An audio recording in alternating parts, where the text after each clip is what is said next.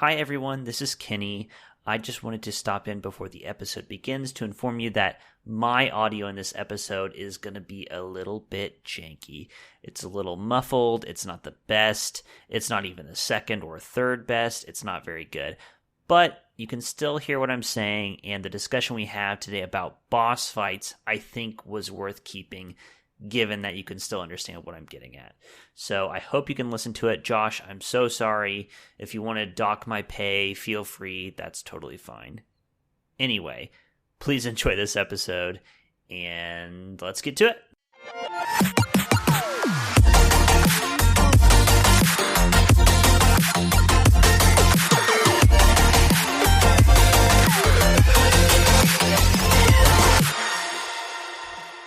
On today's episode of The Intangibles, we'll be kicking things off as always with the play of the game.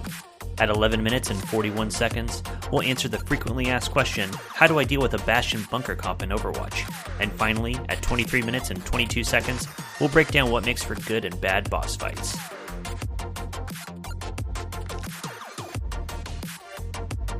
Take it away, Big Daddy. All right. Okay. Take a swig of my gamer juice. You know it. Hello and welcome, everybody, to another episode of The Intangibles. I am your host, Matt, and this is your other host, Kenny. I was going to say, what the hell? Yeah, I mean, I don't know. I wasn't going to try to be exclusive about it. We're both hosts. I am your host. I'm your host. Here's my lackey, my peon, because I pee on him. We've been switching off, taking that primary role. So I'm host numero uno this week. You're host numero dos. That's fine. Is it, though? It is by my side. I'm recording this one. I'm going to be editing it. So yeah, it's good. Things are fine. We'll let the fans decide. Who was the numero uno on this particular podcast episode? That's right. Type 1 in the chat if it's Matt. Type 2 in the chat if it's Kenny. If there's no chat at all. That's already some bias involved in there. Type 2 if it's Kenny. Hey, I didn't hog shit. I never would have thought about it that way. I think it's kind of an internal problem you need to work through. Okay. Anyway, let's get back to the podcast at hand and the serious topics that we have to discuss today. All right, hit me up. All right, so today we've got our usual play of the game, which I hope you brought the thunder this week. I've got a grand one that I can't wait to share. I actually have a pretty saucy one too, so I'm excited. All right, I'm going to allow you to go first, so please take it away.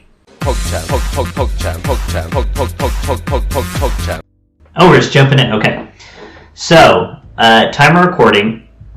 Last weekend was the LCS League of Legends Finals. Okay? And this was between C9, which is a team I know that you know from Overwatch, but they've got lots of different esports teams. And Team Liquid. Actually. So it's the same Cloud9 group that's handling that. Same company, yeah. They've got lots of different esports teams. And Team Liquid also, I believe, has different esports teams. And that was the finals for North America's LCS League. Used to be NA LCS, now it's just LCS. League Championship Series. And I watched that this weekend. Incredible banger of a final series. Best of 5, went to 5 full games, which hardly ever happens. I mean, it's like the Super Bowl. You know, you get to the Super Bowl almost always sucks. It's really rare to have like a good, exciting Super Bowl. Same thing for League of Legends. Usually you get to the final series, all the fun stuff has happened in playoffs, you get to the finals, it sucks. This was a banger series from the beginning. And actually my play of the game comes in Game 1 of the LCS Finals. So it's Game 1. C9 drafts an early game aggressive composition. So they're trying to press an early advantage. Whereas Team Liquid takes a late game scaling comp. So they're trying to prolong the game as long as they can. Eventually they will get to a point where they will be so overwhelming in terms of their raw stats, their abilities, that they will just overwhelm. If they can get to the late game, they will win. Whereas C9 has to play aggressive from the beginning, get ahead early, and just snowball a game to victory. Think Anubis in Overwatch when you're attacking. You just need to overwhelm immediately and just crush the game. That's the only way to win. Okay. And C9 gets off to a great start. They get a bunch of kills early. They get fed. But slowly over time, and with one pivotal fight, Team Liquid starts turning it around, and the game eventually goes over 40 minutes. So C9, their top laner, Fudge, is playing a champion called Renekton, who is like a crocodile Egyptian god character, and his whole shtick is early game pressure. He dives in, he gets big, he smashes people, and he just tries to one-shot people from the early game. He's not very good later on.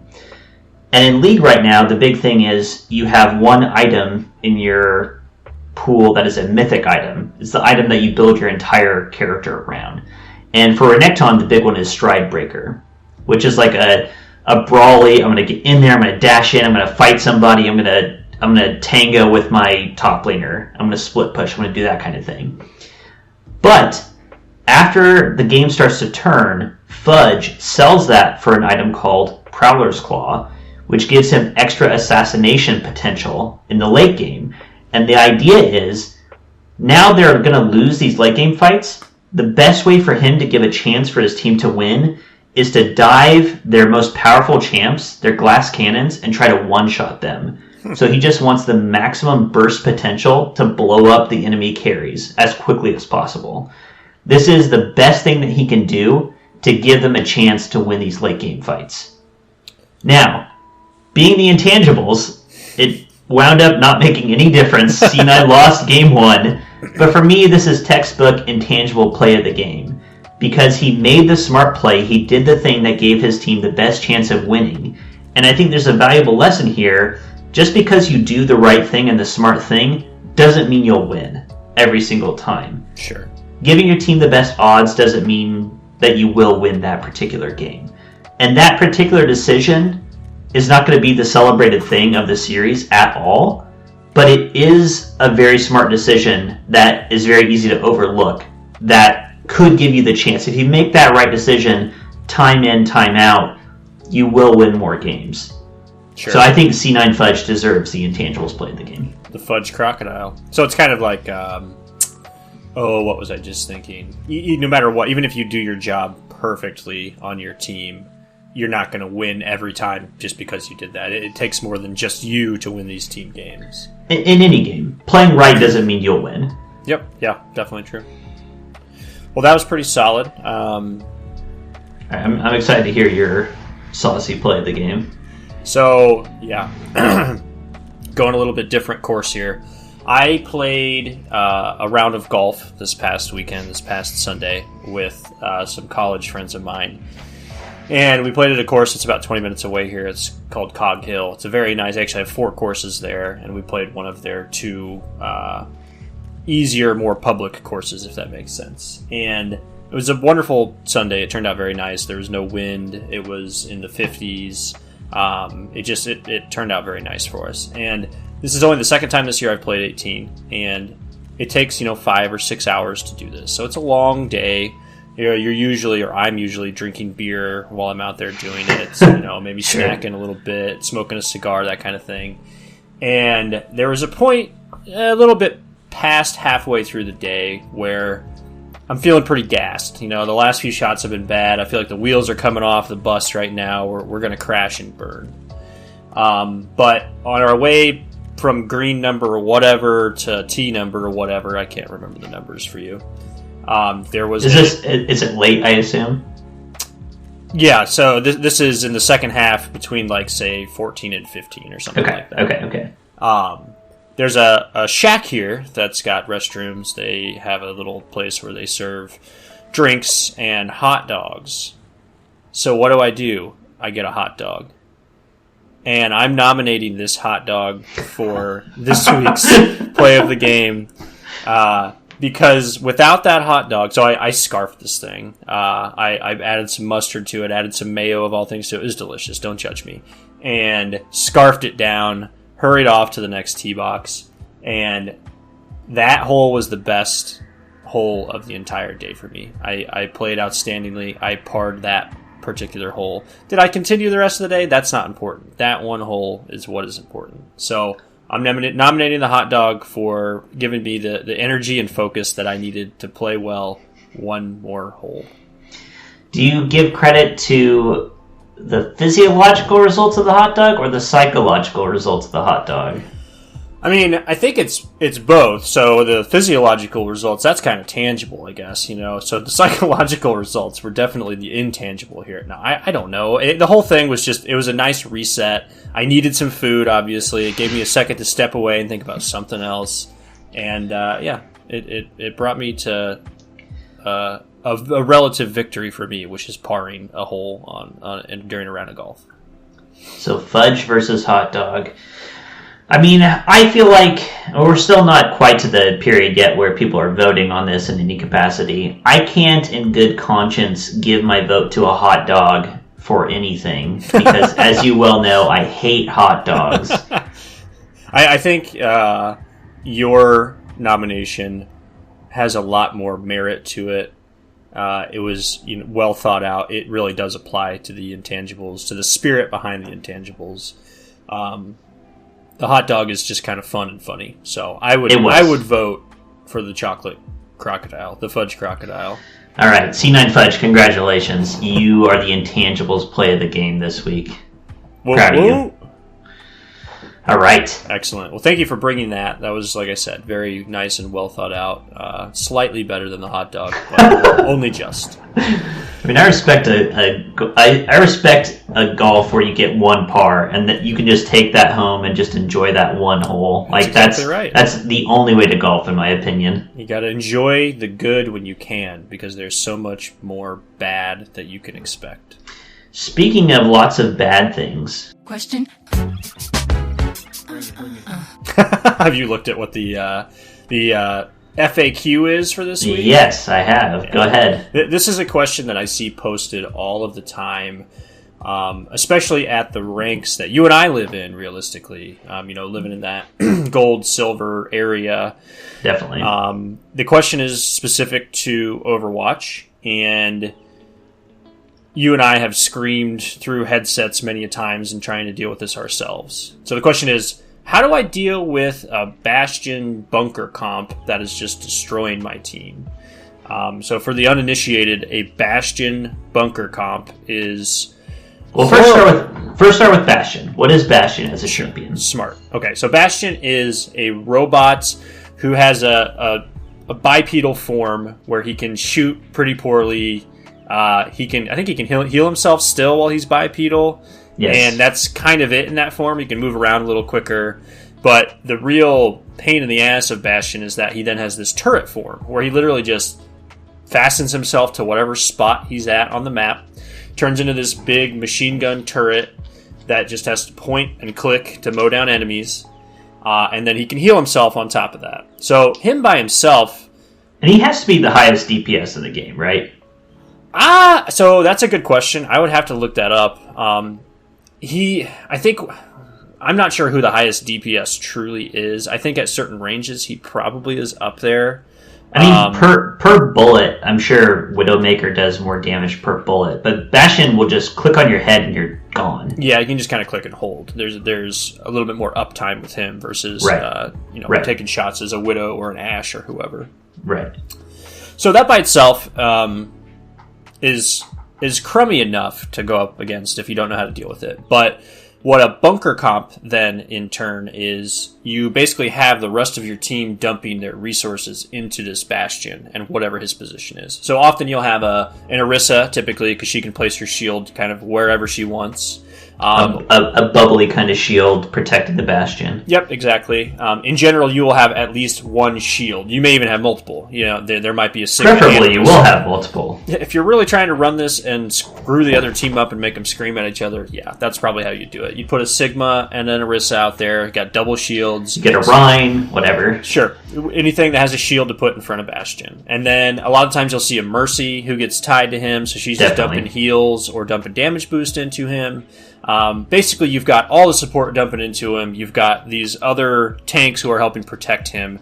So the game becomes, how do you kill Bastion? Because you can't win a fight until you can kill Bastion. And actually, it's like, how do you kill Bastion twice? Because they'll have a Mercy who's going to res the Bastion as soon as you kill the Bastion. Yeah, I have in all caps in my notes, watch Mercy res. Yeah. And that's, I mean, honestly, like, I was thinking about this today. Is that your first point of the answer? Take out the supports? It is not. Although that is obviously important, and in general, an important strategy in Overwatch, right? If you can get rid of their supporting cast, then it makes it a lot easier when you're going against the people who can't heal anymore. We constantly say both supports are down, which is code word for we win this point. Yeah, this fight's over. Exactly, yeah.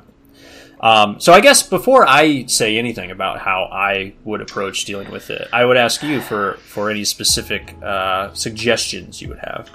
I have two thoughts here. First thought, I'm just speaking from what I do whenever I go against a Bastion, where it's like, this Bastion is a problem. Pick something that has hard CC. Go to a champ where you can CC the Bastion. Get it. I think about Ana. I think about Sigma. I think about things that can just get him, stun him, kill him. I also think about things like, I don't play it, but if you're a damage dealer, Genji, I think is particularly good against Bastion, because you run up to him, he starts laying into you, you deflect into him, and then you dash, kill him, move on with your life. I'm just thinking about things that can hard CC, take the Bastion out. That's thought one. Thought two was, I was very excited when I saw this FAQ come up, because honestly, I would like to know how to beat a Bastion. I think that beyond having good coordination with your team, I don't even know if there is a good answer to this question. So I would love to know what I can do. Sure. Well, you kind of hit two of the major points right there. So the very first thing that I wrote down as well was CC. When it comes down to it, you got to get him out of turret form. And as soon as you can push him out of turret form... Which, just real brief interlude, CC equals crowd control. Oh, yeah. Which means you stun them, you do something that makes them so they can't do things. You use an ability that locks them out of doing things. Yep, so there's lots of examples of that in Overwatch. It actually kind of has become a problem in a sense that there was a period of time where every champion had crowd control. Right. Like every new champ who came out had new crowd control. And it made the game less fun because you're overwhelmingly just being knocked around by everybody. But that's a topic for another day. There's lots of examples of it in the game. Mei, her freeze gun will slow you down to the point that you're frozen for a second. Sombra can hack you, and that just takes away all of your abilities for 6 seconds. Hog can hook you out of there. Sigma can throw his rock at you. McCree flashbang. Yep, so there's tons of options in all of the categories to do this, to accomplish this. And that's very important because, again, once you get him out of turret form, the whole point of that composition is that they want to be in turret form in one spot. So they have to find a new spot. They got to get set up again. And it just makes it easier if you can keep pressure from that point on. But that goes to your second thing you said, which is team coordination. And if you're the only person on your team who's trying to deal with this, it's an L. It's a loss. You're done for. Just, play until it's over. Keep trying. But if no one else is going to help you, it's effectively, they're playing a 6v5 or something basically against your team. Or more. Right. So that is very important if you really want the best chance of doing it. The other things that I was thinking about, long range damage can be pretty good against him. If you don't want to be right up in his face because that's where he's going to do the most DPS. So if you're on damage, for instance, you can play Pharah or Echo, and you can throw bombs or stickies at him, rockets or stickies at him from afar, then that's a good way to apply pressure to him, make him look at different places, and try to give openings for your team. There's not a lot of champs outside of the damage area that you can really accomplish that with, There's not really tanks that are designed to be doing long-range damage. There's not really support that are really, truly designed to be doing that either. So that's kind of a DPS-specific suggestion. That kind of goes into what I was thinking as well. This is a broader point, but true here as well. You and I think one of the things that we say the most right now in the roles that we play, which you go tank, heal, kind of split, and I go heal, is like break the shields. Someone shoot the shields. And the damage dealers just seem allergic to breaking shields. And I think you need to do that against Bastion because that's what's enabling him is the shields and the supports. And if you're not breaking the shields, you're never going to do anything against a Bastion bunker comp, I don't think. No, that's a really, really good point. And ideally, you would be shooting those shields from an angle where Bastion can't necessarily get you. Get those shields weak so that then you can kind of pounce when you have that opportunity. And that's like the last thing I really wrote down was when you get that opportunity, you and your team have to follow up on it, right? So if you get it to where he's out of turret form and has to reposition, capitalize on it if you can. Yeah, get more than one person who's going to go in there and try to secure that kill. Even after that fact, this is why I wrote, watch the Mercy res. Like, it's not over yet. If there's Mercy there and she can bring him back, you're just going to be in the same problem. Or if you have coordination and you're focusing on that Mercy, now all of a sudden you've got a DPS out and a support out of the fight, and that should snowball you to a team fight victory at that point, hopefully. It's funny because I think the ultimate advice here is kill the Mercy. If I could distill all of this into one point, kill the Mercy. Every opportunity. She goes for a res, pounce on her, punish her. Just out of principle, kill every Mercy you see whenever you have an opportunity to kill her. It doesn't matter what position she's in. Kill the Mercy. Yep. I mean, that should apply to all supports, realistically. If you can kill their support line, you've got to... It's like we said, you kill both supports, the game's over. Yep. You win. Next fight. And that's... I think target prioritization in general in Overwatch, and in other games, I'm sure, but in Overwatch specifically is what I'm thinking of. It's really important, and if you don't have team coordination, it's really hard to do. You know, when you and I are on comms and we're playing, even the two of us, we're not necessarily going to be in a position where we can both be attacking the same target, right? It kind of depends on how the fight develops.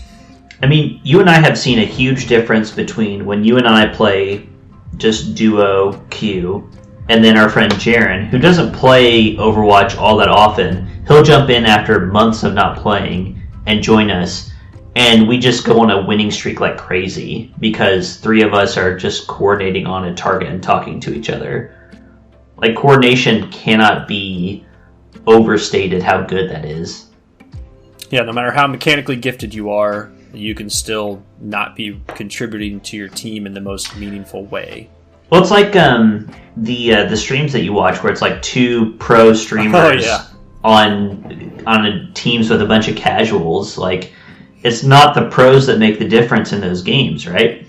Yeah, and they've shown that time and time again. Yeah, I mean, you get put on a team with 5 teammates and one of the top 500 in that role, and they can't necessarily just carry that to victory. You do need people to work together, and there's a couple different versions of that, but, you know, there's one where it's literally just the top 500 person who could talk, and the rest of people just have to listen and hopefully obey. And if they do that, like, yeah, you have a better chance. If you follow what they're doing and you do it as a group, even if it's the not the best decision, at least you're, like, failing as a group, right? If you all go out and do your own thing, you're never going to win a fight. That's a level up for another day. All right, cool. That's all I've got on Bastion. Yeah, if you run into him, just scream and yell until it's over, and then just fucking pray. Good game. Go next. Do what you can. He's cheese. Just accept that he's cheese. You're gonna win some of them. You're gonna lose some of them.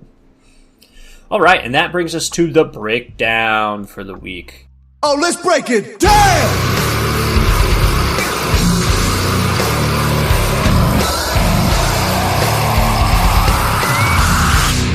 Are you so angry?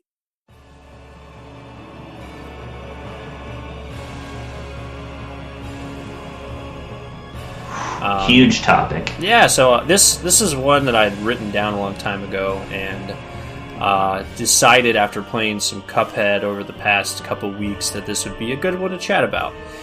And what we're going to talk about today is boss fights. I want to talk, specifically about what makes a boss fight a good boss fight, or what makes a bad one a bad one. And I want to talk a little bit about our favorite and potentially least favorite boss fights that we've experienced. Yeah, I'm not sure if there's anything you'd like to say before I kind of jump into what I think makes boss fights good. I think you just go for it. I have my own way of thinking about it, but I want to see where you start. Sure. It's a big topic. It's tough, honestly. Yeah, I'm sure we'll come back to this from time to time. But I think it's really hard to lump all boss fights into one group too. When I'm thinking of boss fights in general, the very first thing that comes to mind is Dark Souls, Bloodborne, any of the From Software series, because those, in my opinion, those are like the cream of the crop boss fights when it comes down to it. Agreed. So that's what I'm thinking of a lot of the time. And again, there's boss fights in Sonic Mania and the Sonic games like we talked about, but it's really hard for me to compare those in a apples to apples kind of way to this type of boss fight. So most of what I'm talking about is going to be related to the Souls series style of fights. And I think one of the most important things that makes a boss fight good, it needs to be challenging, but it can't be impossible, right? It needs to be challenging in the sense that you have to learn it, and there is the ability to learn what's coming at you. But it's never going to feel like it's just super easy. It's telegraphed the entire time, and it should never feel like it's just RNG and you might win this time or you might not. Yes, I fully agree. So this falls completely into one of the categories that I had written down in my notes.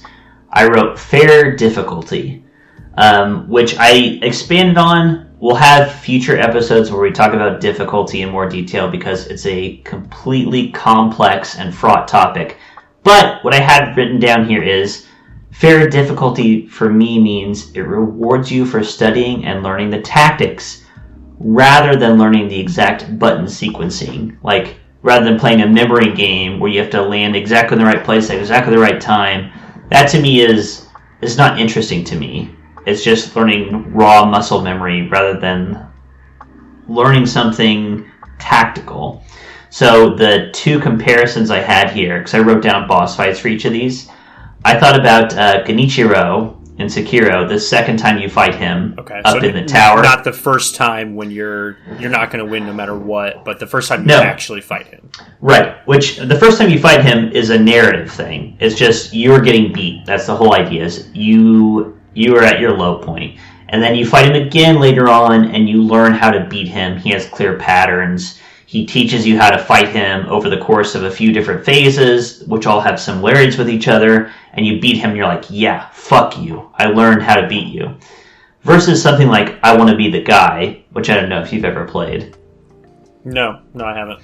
So I Want to Be the Guy is like it's like a platformer game. It's built to be an Impossible Mario style game where there are these bullshit traps, and you just have to learn the exact sequence of jumps and traps that are here. It's like watching those Super Mario Maker levels where it is like you literally just have to time everything perfectly and you win.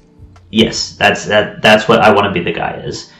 I'm not knocking people who enjoy that. If you enjoy that muscle memory stuff, go for it. For me, that's not a cool boss fight. You're playing like a weird Simon Says kind of game. You're not playing a boss fight anymore.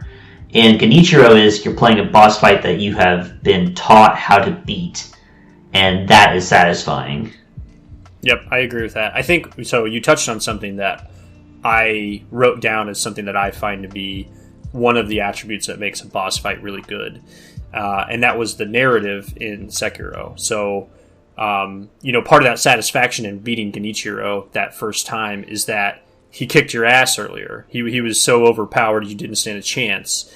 And now you've played this game a bunch and you've learned some stuff, and you learn through those phases of his second fight, and eventually you beat him, and that feels really rewarding because you came from nothing to then his equal, his better at that point. And he's using the same attacks you saw at the beginning. Yep. Yeah, exactly. So I think for an ultimately satisfying boss fight, it needs to have a good narrative with it. Like that just adds so much to the ambiance and to the satisfaction of it when it fits into the story well like that. Mega Man X has a very similar thing where you get beat by a boss at the very beginning, like the first level, and then you fight them later on after you've leveled up and gained a bunch of powers, and you just put them in the ground, and you're like, yeah, fuck you, eat shit. And it's very satisfying. I think another thing that you touched on, too, is that it should kind of teach you how to... Like, the boss should almost be teaching you, like you said, if you're willing to study it, teaching you how to fight them, basically. What the cues are for what their next attack might be. When you do actually have openings and when you don't, that kind of thing. I think there is a lot of satisfaction to learning those patterns and learning those signs and then adjusting and reacting to them. Yes. Similar, I think, rewarding you for what you've learned at any point. So I think maybe my top boss in general is Gurman the First Hunter from Bloodborne, which is the final-ish boss from Bloodborne. Spoilers, if you haven't played Bloodborne, go play it. But you fight Gurman, and he is a hunter. There are basically two kinds of bosses you fight in Bloodborne. There's giant beasts or monsters that you fight, and then there's small humanoid hunters that you fight. And invariably in Dark Souls games, the small humanoids are way harder than any of the monsters that you face.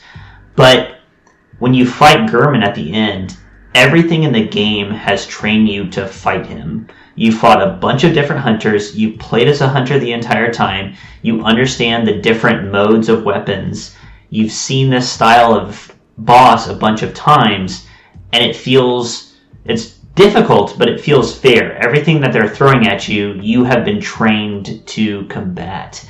And that makes him a very rewarding boss fight in the end, is that the entire game has been built up to fighting this boss. Not just in terms of the difficulty ramping up, but the skills that you as a person, as a player, have learned to fight this boss. That's very important to me.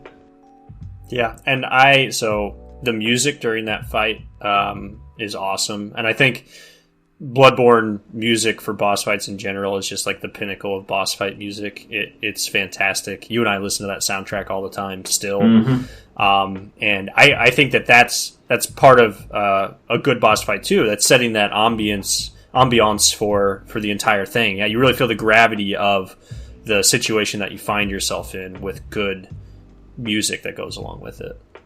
For sure.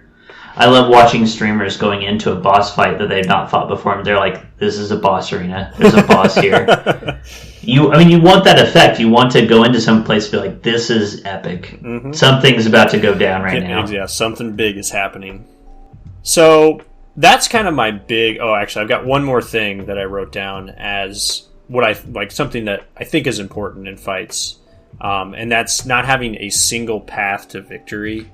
So there shouldn't be only one method that you can approach that boss with and win. Maybe there'll be a method that has an advantage of some sort, which I think is cool and interesting if you can find that and exploit it. But it shouldn't be dependent on that. Because as soon as it becomes dependent on that, if you're bad at that portion of the game, you're going to get really frustrated, you're going to hate it. It just doesn't leave you any sort of that problem solving like we were talking about, that learning where you can find your own way to get there. Or if you just don't like that angle. Yeah. Like, let's say you don't like just smashing and attacking and holding your shield up. Let's say you like dodging around and being nimble. It kind of sucks if there's a boss where it's like, you have to have a shield to beat this boss. Mm-hmm. I had this written down as well. I said multiple angles of attack. Literally the exact same thing. And my model example for a game is Sekiro. I think Sekiro, everyone you face, there are lots of different ways, angles, and things you could do. Bosses, but also just any enemy and situation you encounter, you have a lot of different options on how you approach it and what you can do in that situation, which I think is neat. Yeah, and I mean, Sekiro, when it comes down to it, like parrying is like the big thing in that game in general, and that's very helpful in all these boss fights. But it's not, you don't have to do it. You know, you can work around and chip away, and you can kill these bosses without doing that. You can play Sekiro in the total Dark Souls mindset. You can dodge and attack, and you can win the game just by doing that. It might take you a while, but sure. Like you said, it's not. I like there's an optimal thing that you can do, but it's not like you have to play this way, right? Or you're a fool. Yep. That's fine. I have one extra thing to add to things I like in good boss fights, which kind of goes into your ambiance thing. Just the wow factor. I like going into a boss fight and being like, "What the fuck?" That's fun. Yep. I like playing a boss. The first few times you face a boss, you should be like, what the fuck is going on? And there's a lot of that in Cuphead in the various phases, like where things will happen. You're like, are you kidding me? It does that. Or you die in Cuphead and you're like, we're not even halfway through. I think about in Bloodborne, Ludwig, I think, has the wow factor of just how strong he is and the different phases. I think Ebrietas probably has the biggest wow factor for me for just a wild monster design and the soundtrack and the environment. I think that adds a huge amount to a great boss fight. Yeah, I totally agree. Yeah, the Ebrietas fight, that music every time it kicks in is like it gives me that feeling of like cosmic wonderment that I think is their intent there. You know, you're coming across this celestial thing that the form of it is something you couldn't imagine, basically. And it makes you almost feel bad about fighting it. You know, it makes you feel kind of sad that what you're doing down there, just because of the tone of the music and how it's playing in the background. It's amazing how much of a difference it makes. Definitely. So I guess this brings us to what makes a bad boss fight, which we save for the end. I went the other way. I was having trouble deciding what makes a good boss fight, so I started with what makes it bad, and that led me into what I think makes a good boss fight. Interesting. I think so. I think I approached it the opposite way, but kind of ended up the same way, because all of those points that I wrote down also correspond to negative things. Yeah, basically. You know, we're talking about. I couldn't think of any examples of this, but if it's either an impossible boss that just feels like it's random number generation, or if it's not challenging at all, like that's not going to be fun. Actually, one of the first boss fights that came to mind in general was the Bowser fight at the end of Super Mario 64. And I think that's just kind of a frustrating one more than anything because of the controls. Like the last time I played it, you basically have to pick him up by his tail and throw him into some bombs. And you're fighting with the camera, kind of, and it doesn't feel like it's complicated, really.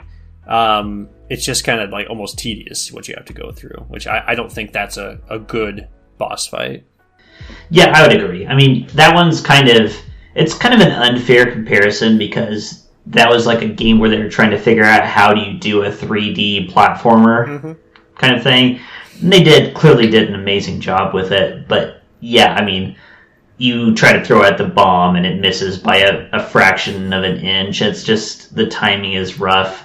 Like, actually, the N64 Zelda, this is an old video at this point, but Ego Raptor has a great game tearing that Zelda, which is held in very high regard, to shreds. And just be like, if you look at this by modern standards, this is a horseshit game. This game sucks.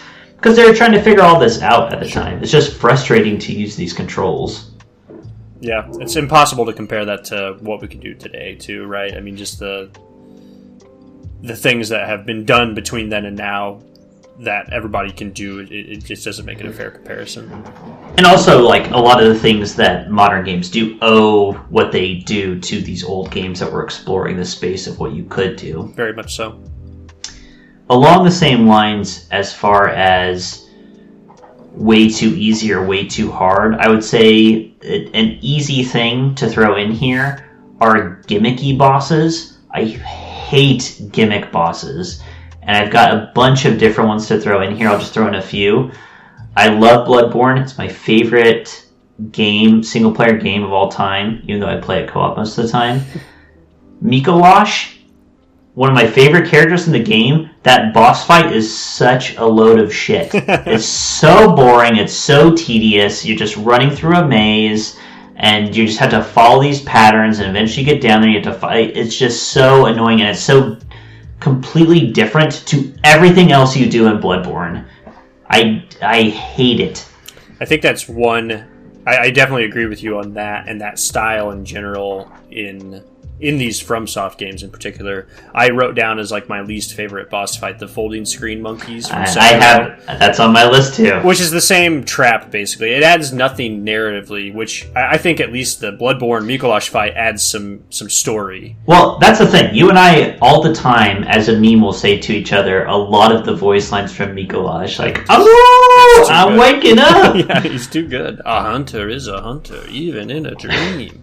So, Mikolash is a beloved character, at least. The folding screen monkeys, no one gives a good goddamn about narratively. It's a quartet of dickbags you have to chase down in some mystical realm with zero instruction. It's a puzzle boss, and I just don't... Yeah, exactly. There is some puzzle to it, and I don't think it adds anything to the game, to the story at all.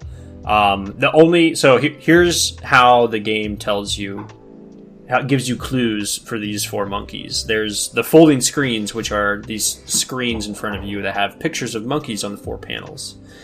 3 of the 4. There's one that's blank because there's an invisible monkey. One of the monkeys, I think it's the green one, is like holding his little hands up to his ears. He's got a heightened sense of hearing. There's one that's like looking like this. It's got a heightened sense of sight. The 4th one I can't remember. You got Invisible Boy. And he's holding his dick. Yeah, he's something like that. But that's supposed to tell you that in order to kill each of these, you need to exploit the thing that they're not good at, right? But when it comes down to it, what you do is you run around this whole stupid place until you find them, and you eventually kill all 4 of them, and then you don't know how you did it. Over the course of many hours. Yeah, you don't know how you did it, and you move on, and you just hate that portion of the game. And then when you come back to it later, after you've beaten it, you understand it. It's just a tedious, mind-numbing, okay, I gotta do this chore before I can go play some cool bosses. So they are the kind of boss that I will look up afterwards to see what the optimum way to beat them is, because of what you're saying. If I play again, I wanted to be able to just go through this, get it done, move on to the next part of the game. I feel like that's a good measure of a bad boss fight. If I need to look up how to beat this boss, that's probably not a good boss fight. Yep, I would agree with that. A big part of what we talked about before is that it should be teaching you in the game how to play that, right? How am I going to feel satisfied about beating this boss if I need to look up a guide about how to beat them? Mm-hmm. No matter if it's a puzzle, if it's a gimmick, if they're just so fucking hard, like no matter what that is, if I have to look up how to do it, you failed as a design here. Yep, I would agree with that. Is there anything else in particular you don't like? There's a lot I don't like. So my most basic one, a thing that I don't like about a boss fight, if it's a multi-phase boss fight, so you beat the boss and then they go into a different phase, if the new phase has nothing at all to do with the previous phase, I hate that. I really despise that kind of design. Like they turn into an entirely different thing that you have to fight or something like that? Yep. I have one in particular in my mind that I'm thinking of, and I wonder if you can imagine what it is. The phases have nothing to do with one another. Think of a frustrating... it's a Souls game, a FromSoft game. A boss with multiple phases where the phases have nothing to do with each other. Would it be... no. I don't know. What is it? Guardian Ape from Sekiro. Okay, so I was going to say that. I was like, well, maybe not, because there is still most of a monkey. Yeah, there's a monkey. None of the moves have anything to do with each other. So you go into this big sanctum. It's this like waterfall pond area with trees, and there's a giant ape. And the ape jumps at you, slams the ground, throws shit at you, jumps at you, has a bunch of wild different moves, and you finally beat it, and you're like... He literally throws shit at you. We're not making that up. He throws turds. Yeah, that's not hyperbole. He picks turds out of his ass and throws them at you. He'll fart at your face. He'll throw poop at you. He's a nasty little boy. And you finally kill him, and you're like, yay. And and they troll you here, too. That I don't mind. I don't mind them trolling. This, I think, is actually kind of cool. You're like, oh my god, finally. And then you kill him. You do your, shinobi execution on this ape. And then you cut his head off in the final execution. And he gets up. He has a giant sword stabbed through him the entire fight. He gets up, picks up his head, and is looking at you through his head, and pulls the sword out, and then fights you with his sword. And all of his sword moves are completely unrelated. Just a totally different move set. So you have wept and bled and cried for multiple hours and tens of fights against this dude. And you finally beat him. And he reses. I'm fine with him resing, but he reses and you're fighting a completely different boss. And he beats you in 2 seconds because you don't know what the hell he's doing. Yeah. And you got to start all over again. So now you're in a position where you've just barely learned how to beat first phase, and you have to struggle through that over and over again just to get to phase 2 to start learning it. Yep. I think that is misery. I do not think that is good design. I think that goes completely against the thing we said we liked, which is learning how to fight this dude. I definitely understand where you're coming from. I would say that the Guardian Ape has become one of my favorite bosses that I've fought. I remember just how brutal Phase 1 just monkey form of him was. Because in that game, up to that point, it's kind of taught you and reinforced that sword fight and parrying is what you want to do. And then they throw this big monkey at you who doesn't have a sword, and he just beats your ass. You can parry some of his moves, but... You just gotta dodge and run away. Yeah, you completely change how you play, how you've been playing the game. Which, that by itself is kind of frustrating, right? Like, the game's teaching you one thing, and then all of a sudden it throws you backwards, and you have to just learn something new. But from, like, a story standpoint, it's kind of cool. The monkey is corrupted by this stuff, basically, that's like literally keeping him immortal. There's this whole thing in the story about severing immortality, right? That's one of the things that's the thing we need to do, basically. And he only lives because he is corrupted by that stuff, and then you are eventually able to kill him all the way if you have the Sword of Immortality, or whatever the hell it's called, the Mortal Blade. So, I don't know. So I find this very fascinating, because I would ask you, how do you feel about the Ludwig the Accursed fight then? Because I think that's very similar. Yeah, Ludwig entered into my notes several times. I thought about including him in a bunch of different categories, good and bad. Sure. I think that he breaks one of my rules for a bad boss fight, where phase 1... he is a rampaging, trampling beast who just jumps on you, shoots goo at you. He just jumps in the air, slams you, all that stuff. Just classic. Just touches you with his back leg and you die. Yeah, all the shitty bestial form stuff. And then in phase 2, turns into a knight with arcane abilities to attack you. I mean, I think that's bullshit too. But that has so much of the wow factor for me that it's okay. I give it a pass, because, one, in Bloodborne, I've heard of Ludwig so many times in the notes that I've read. Characters have talked about him. I know about his lore. I'm running through the Old Hunter's Dream. The characters are talking about him. It's like Ludwig the Accursed is coming, and then you finally see him. You fight him. He's a horrible horse beast monster. Mm-hmm. And then he has some humanity left, and I'm like, what is happening? And then after you beat him, you get some more flavor on top of that. It does enough fun flavor stuff, and is so much of the wow factor. I give it a pass for being a bullshit boss fight. It was really hard. We played it co-op fairly recently, and we were stuck there for a good ages. Little bit. Yeah, it took a long time. I definitely Whereas the Ape, I mean, this is Sekiro in general. I think Sekiro is a cool game. The story in Sekiro, I don't think is very good. I think it's really muddled. I think it's really scattered. So the Ape, I don't feel anything for the Ape other than the frustration the joy I get out of being the Ape now is just he was such a piece of shit. Whereas, like, you finally beat him and you're like, yes, success. That's the only joy I get out of beating the goddamn Ape. Yeah, I agree. Sekiro in general, it never really inspired me from a story standpoint. I never felt like I had any skin in the game there. Like, I just didn't really care. And you didn't want to read a 100-page thesis about the story behind Sekiro. Right, whereas Bloodborne, I couldn't get enough shit. You know, I couldn't stop thinking about it and reading fan theories and stuff. And that's going to be at least an episode at some point where we'll just talk about Bloodborne for an hour, and we'll have a great time. Of course. We'll skip all the other segments of the show. We'll honestly have to, and that'll probably still be one out of like 3 episodes. But I agree with everything you said. Like, a huge part, that's the one that I listed as my favorite, and it's almost entirely because... Ludwig, you mean? Yes, because from walking into the corpse pile to going to his decapitated horse head at the very end, everything fits in that lore, and just it gives so much more to the game and to the fight because of that. You know, like, you're coming in there and these corpses are like, please save us, and then the accursed, the amalgam of man and beast comes out. You know, he just looks horrifying.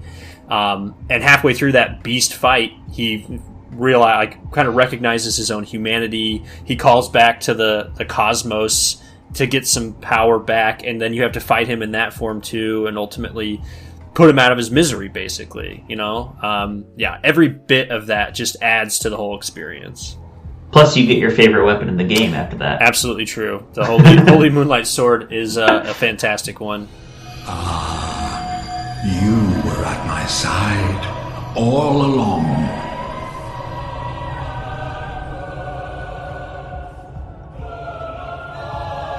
My true mentor, my guiding moonlight. My guiding moonlight. That's so good. If only it was as giant as when he wields it. Whenever That would you be get it as dope. the player. Yeah. That would be dope.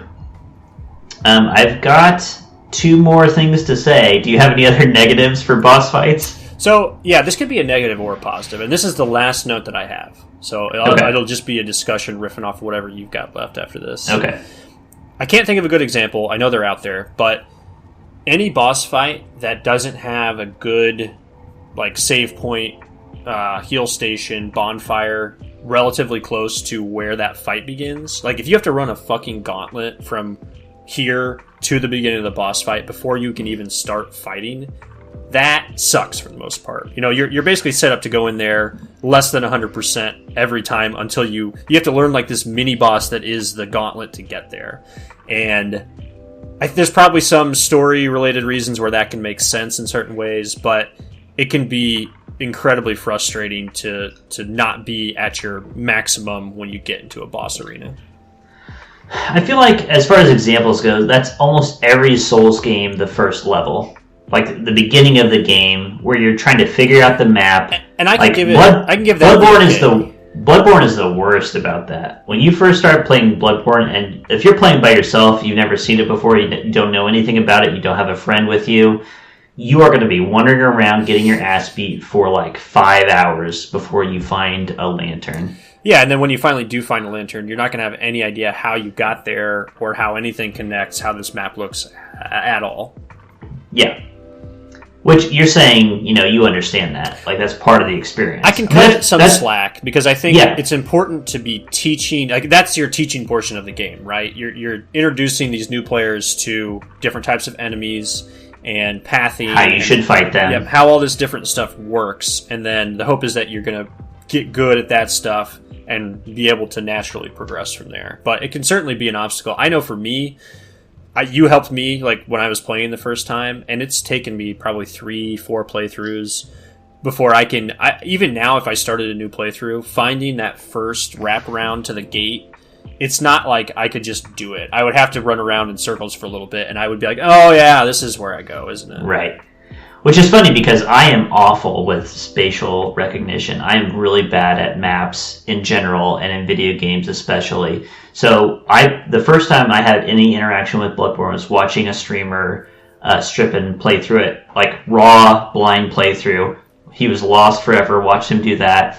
Then me and my friend Troy, our friend Troy, we played it co-op, just handing it back and forth to each other for a long time, multiple times, multiple occasions. Eventually beat it, and then having to review it. And now I'm at the point where if you just let me loose in Central Yharnam, I can run around and find my way. But it's rough the first time. But yeah, I know what you mean, where it's there's a tax before you can even get to this boss. There's a tax you have to pay before you can fight them. Yeah, and then you've got opposite things, the good design things. I think this is Ludwig, where you have that corpse that you can kill for 5 blood vials every time. So the game's we know you're going to die a bunch here and you're going to use a bunch of vials. Have some extra healing potions every time you come back. For free. Yep. Once again, go watch that Ego Raptor video about Mega Man X. There's some boss that you face in Mega Man X where there's some... It's not a glitch. They put it in there for you where you can, wall glide on a wall before the boss and get infinite power-ups, so your power meter is at full before you go to face the final boss. So it literally lets you charge up so you can get in there ready to go. Go in full power. You got no excuse, There's no excuse you shouldn't be able to beat this boss. I mean, I did not write that down, but I think that is a thing about a good boss fight, is that when you fight them and you lose, you feel like, I lost because I sucked. It's not because this boss was bullshit. Right, yep. A lot of times they'll feel like bullshit initially when you don't. I mean, you'll swear. Them. Yeah, you'll definitely swear. So that relates to the remaining 2 things I have to say. One, I don't know which one to go with first. I guess I'll just go with what you just mentioned. One-shots. Just getting one-shot by a boss. Bosses that can just hit you with one thing and kill you. It's not. I don't think there should be a total moratorium on one-shots. I'm okay with there being some abilities that will kill you in one, but when you die to it, you need to feel like, yeah, I should have dodged that. Right. That's the thing about one-shots. The boss I have as an example of a bad boss fight is the Watchdog of the Old Lords from the Chalice dungeons in Bloodborne. Specifically the Cursed Defiled one. That was where it really got bad. To be fair, that is like you are opting into the hardest of hardcore dungeons when you do that. Yeah, it is a certain kind of masochism. And we did beat that boss. We got through all of that shit at the end. But we played that for, what, like 2 weeks, 3 weeks solid? Literally weeks, like multiple nights a week for hours at a time. And, I mean, we knew those moves, but yeah, if you can't dodge that charge... Which you don't have a lot of signaling for. Nope, you don't. Not a lot of signaling, and then the timing on it itself. Like, you basically get... The dog will just kind of sit still for a second. You're like, alright, charge is coming, and you know you gotta dodge to the side, but you have to time it pretty much perfectly, or if you dodge too soon, he'll just change his angle and kill you, and if you dodge too late, well, yeah, he ran you over and he killed you. And it has so much health that you have to do that perfectly, like, 30 times. So, bullshit one-shots I would put on that list. And then, similarly, bosses that break the rules that you've already learned. Yeah, do you have a good example of this? I do, from Cuphead, which we played together recently. We're not all the way through it yet. But Hildeberg, the Zeppelin boss. Yes, of course. And in general, I'm sure we'll talk about Cuphead as a full topic at some point, which I think is a fantastic game. I really enjoy it. One of my few gripes about it, I don't like the airplane levels because it's a totally different game. The rest of the game, you're playing this platformy, shoot, run and gun kind of game, and then in every once in a while, they're just like, "Hey, you're an airplane. You move up and down. You can turn it tiny, and you got little airplane guns, and it's just a totally different thing." And then you have to get used to that for the next 3 hours as you try to beat this boss, and then you finally beat that boss, and you're like, "Okay, oh shit, it's a run and gun level. How do I do this? I hate this." So I don't like bosses that completely break what you've been doing, which ties into some other things like the folding screen monkeys and other bosses. It's like, this isn't the same game. Yeah, and I mean, I can forgive the Cuphead change a lot more than like the puzzle style Souls bosses. They are totally different, like you said. You literally do learn an entirely different game, basically, because now you're. They give you a different tutorial for it. Yeah, they do, and they need to. Honestly, I mean, think about how if they just tossed you into that, I would be pissed, honestly. Yeah, and it is a whole new game. You're literally like now you're navigating the entire screen. There's no gravity at once. Yeah, and you're dodging things that could be coming from all over. It is very, very different, and I think. I mean, part of the reason that I like those less, I guess, is because the other platformer boss fights are just so good. Like those are so much more fun and more satisfying from a figuring out how it works perspective. The flying ones are kind of brutal. Also, it's like, I think about, when someone asks me, like, what are you playing? I'm like, I'm playing Cuphead. They're like, what is that game? I would describe it as, it is like a boss fight platformer game. You're playing like a Mario-style game, but you're playing boss fights, just boss fight after boss fight. Except for these random times where you're playing like a bullet hell-style, like, asteroids game. I just don't get it. Like, it completely breaks it for me. It's not that I think, like, if you just take all of the airplane levels by themselves, I'm sure they'd be great and really fun. And I do enjoy them, and it's satisfying to beat them. But it feels like it's like the equivalent of reading Game of Thrones, and you're reading a chapter about a particular character, and you're finally getting invested in this character, and it's like you get to the end of it, oh, new chapter, character that I didn't care about at all. Character I've never heard of, yeah. Oh, I'm platforming again. Shit, what is this about? Who cares? I was just in an airplane a second ago. It gives me the same whiplash, and maybe some people look at that and it's like it's giving it a variety of experiences, but I'm not looking for... I'm trying to play this game and try to get good at it. Like, that's a meme about these Dark Souls games, right? Is getting good. Mm-hmm. And I don't see how... Like, what if you were playing one of these games and suddenly you're playing like a hardcore Tetris game? Like, Wouldn't that be stupid? Wouldn't that be a really bad addition to these games? Yes, it would be. So don't do that in the boss fights. It reminds me of, in Sonic Mania, I think it's Studiopolis or maybe it's Chemical Plant, but the final boss for one of those is literally playing Tetris against... well, it's not Tetris. It is. You're trying to get like 4 or 5 things globbed together and they'll just... Yeah. Look, I agree with you. I played that with Amber of Geekspective fame recently, and she played... That's a callback to a Sonic the Hedgehog branded game that was Dr. Robotnik's Tetris Mania. I never played Gotcha. Did she know that? So we started playing that, and she's like, "Oh shit, give me the controller!" And I threw it at her, and she killed it in 2 seconds. And so that was a callback and a fun. It was a fun Easter egg for those kinds of players. Me, as a player who had never played those, I was like, "Fuck this!" It makes a ton of sense in Sonic Mania since that was an anniversary celebration, right? It's pulling from other Sonic games and stuff. So forgiven. Still one of my least favorites that I had to play. Still bullshit. Yeah. But yeah, if you're gonna give me these boss fights, teach me how to fight these bosses, teach me how to fight these enemies. That's the big thing. I want to feel like I, as a player, am getting better. That's the core thing. Yeah. I can't wait for FromSoft to finally announce whenever the hell Elden Ring is going to come out. And we're going to have a preview episode. Absolutely. More boss fights to learn and enjoy, hopefully. Yeah. Well, I don't have anything left to say at the moment on boss fights. I'm sure that we'll talk about these all the time throughout our episodes. Absolutely, we will. Anything else from you? For now, it looks like this episode has 1 HP. Nice. Kill shot. Thank you all very much for listening. We appreciate it. I'm Matt. I'm Kenny. I don't have anything to plug. Do you have anything to plug? We're the Intangibles. Check us out at geekspective.com. As of the recording, we don't have a Twitter or a special URL or an email address. But I'll dump that in later. Those are coming, or we've already put them in previous episodes, I guess. Yeah, exactly. We'll retcon it. It'll be fine. All right. Thank you, everybody. Goodbye.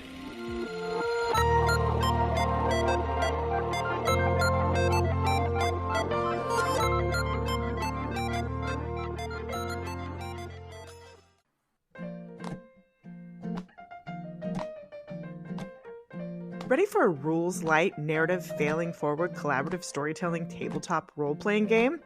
Unsure of where to start? Powered by the Players is an actual play podcast featuring mini campaigns and one-shots of all your favorite Powered by the Apocalypse games. Each campaign or one-shot will be a different PBTA game with a rotating cast of diverse players. We've got Masks, a teenage superhero drama. Bluebeard's Bride, a feminist horror retelling. Monster of the Week, a supernatural mystery. Escape from Dino Island, a Jurassic Park-inspired adventure. Crossroads Carnival, a Depression-era sideshow noir. The next game you play could be yours, so join Morgan, Kristen, and Diana. And let's power up. Follow us on Twitter at PBT Players. Subscribe on your favorite podcatcher.